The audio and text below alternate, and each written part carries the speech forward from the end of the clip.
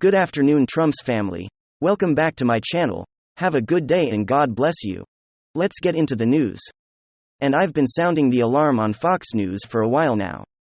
And I know I've done recent videos about Fox News, Sean Hannity, Laura Ingraham and other hosts on Fox News and really trying to highlight the warning signs, the red flags that is currently being flown over at that news network, that organization who is more comfortable in being the controlled opposition than they are actually challenging power. There's only a handful host over there that I would even consider watching. That being said, Trump has now responded to Fox News. He has not been on Fox News in over 100 plus days. They refuse to invite him on. They don't want to hear from him. They're actively working against Trump.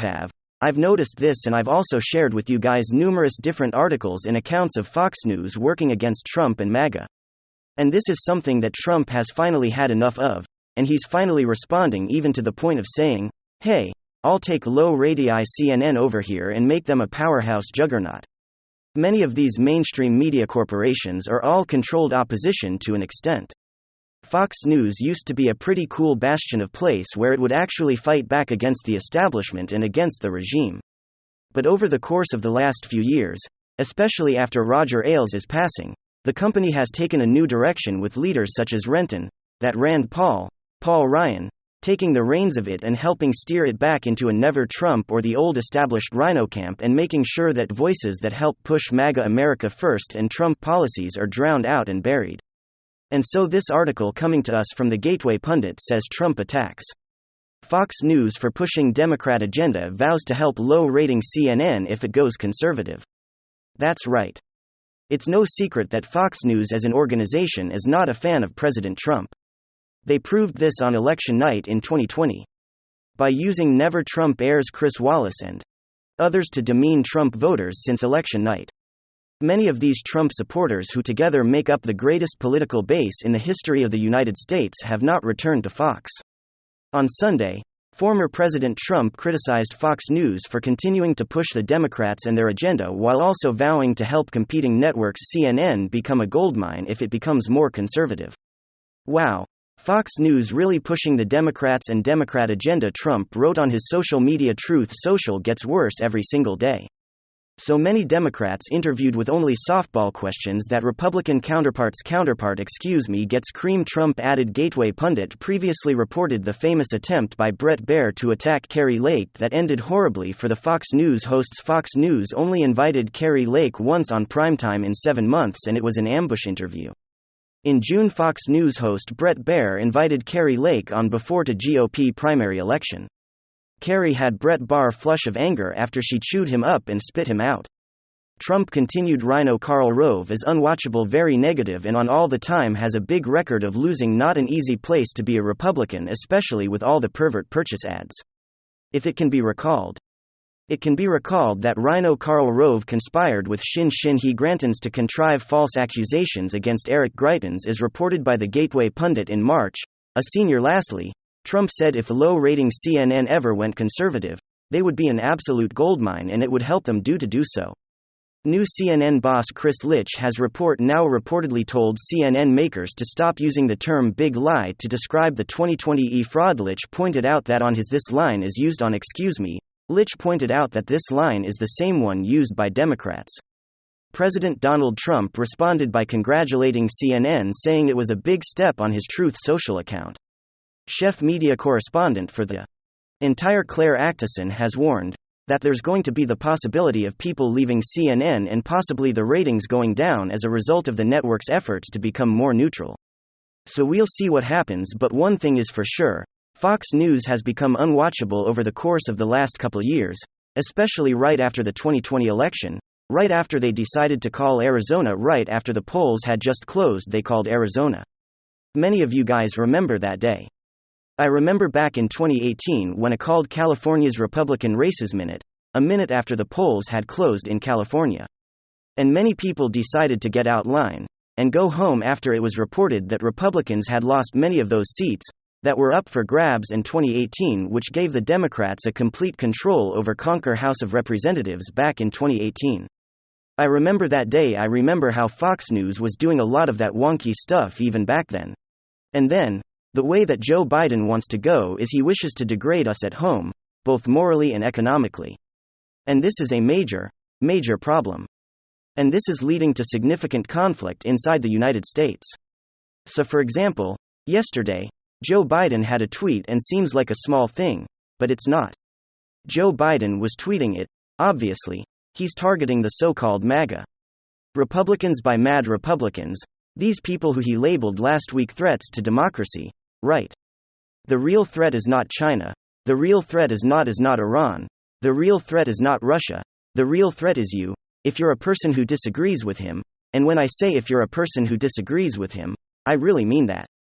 Joe Biden has labeled people who disagree with him MAGA Republicans, and then he has labeled MAGA Republicans that semi-fascists who are a threat to democracy. He did, though last week, in one of the worst speeches I've ever seen by an American president.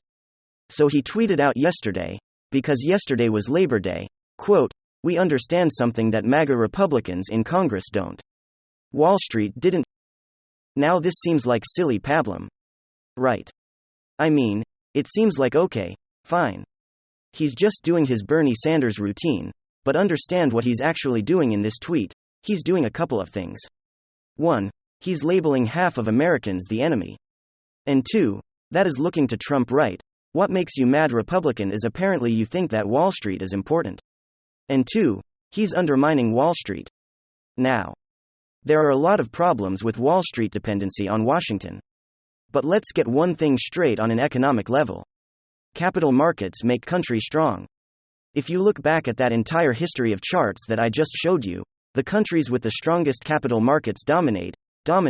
Britain had the strongest capital markets leading up to World War I. And even between World War I and World War II, the two strongest capital markets on planet Earth were in London and New York. Those were the strongest capital markets. Pretending otherwise, stupid country. Every country has labor. And when Joe Biden says Wall Street didn't build this country, working people, that's just idiocy. I'm sorry. It was a combination of Wall Street investment and working people. You can't have one without the other. Labor without Wall Street means nothing. Wall Street without labor also means nothing but to pretend that capital markets are not a massive factor. And indeed, the key driving factor behind the growth of an economy is unbelievable stupidity. And to label people who actually understand economics the enemy of the country, which is effectively what he's doing when he says they are MAGA Republicans, is ridiculous. Now you can treat that as normal political rhetoric. But the fact is, if you wish to see a strong America, in terms of economics, which means a strong America capable of doing what the United States, even if you're an isolationist capable of doing what the United States and the United States did, during World War I and World War II on those charged on those tracks, where suddenly you see American economic might transformed into military might boom, you see that chart, where it just explodes America's military, right? If you're ripping on Wall Street, the capital markets, the possibility of innovation and investment, of course, you're undermining the strength of the country, which is what Joe Biden is doing right there. His agenda is the Philip Larkin agenda: bring the money home, redistribute it, and don't grow. Well, there are real threats to that, international threats to that. Alright, so let's talk about, again, looking at history, the way that the West destroys itself is through cutting military spending, which is necessitated by cutting your economy economic strength, as all in economic strength in the end also has to rest on a moral basis, belief in yourself, a certain level of confidence as a country, and all of that has been undermined. So Joe Biden continues to push bad economic policy that is predicated on lies. I cannot get over the fact that he says the Wall Street didn't build the country. And if you believe that Wall Street was a massive part in building the country, that we'd have labor literally for all of time, right? Human labor has existed since people were living in caves, and going on in smacking animals' rocks, for food. Human labor has never been the absent factor. Capital markets are a massive thing. And if you wish to have a powerful country, you have to have capital markets, you have to have investment, you have to have the infrastructure to build that sort of thing. And this makes you now the enemy of the Republic, according to President Biden. That is a country that is ready for a collapse, that is ripe for collapse, that has been promoted for collapse. Meanwhile, Joe Biden is blaming his inflation on car prices.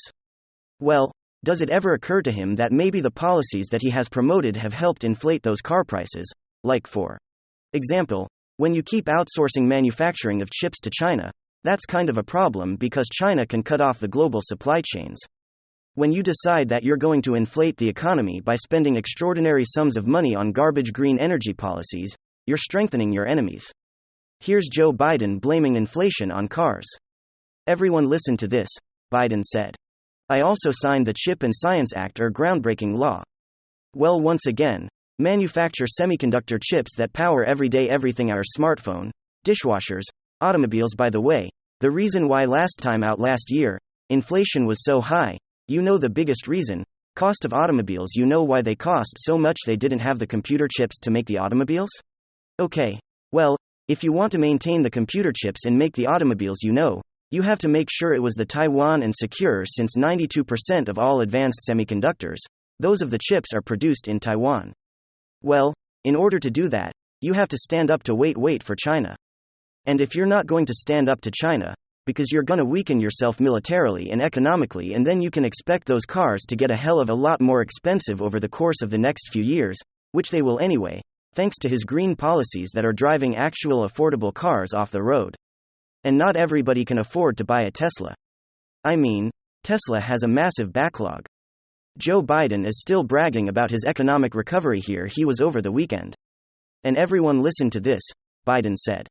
We're delivered for working and middle-class Americans now. Now, nearly 10 million new jobs, more jobs have never been created at this point. In any presidency in history, wages are up, unemployment remains near a 50-year low. The big reason for all this is the American Rescue Plan that I signed into law shortly after taking office. Yeah, massive inflation under Joe Biden.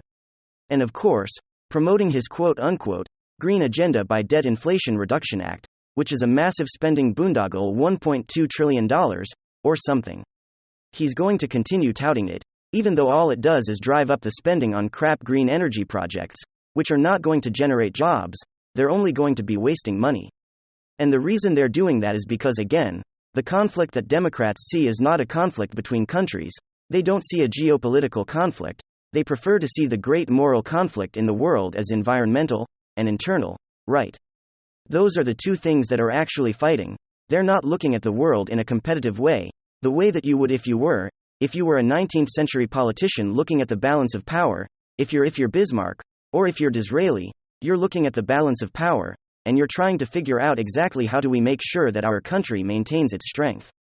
In the early 20th century, there was an understanding, or at least a regained understanding after World War I and after World War II, that power matters. So instead of looking at the globe, geopolitically, instead of looking at our global competitors, we're looking internally. That's what climate change is about. Climate change is not about.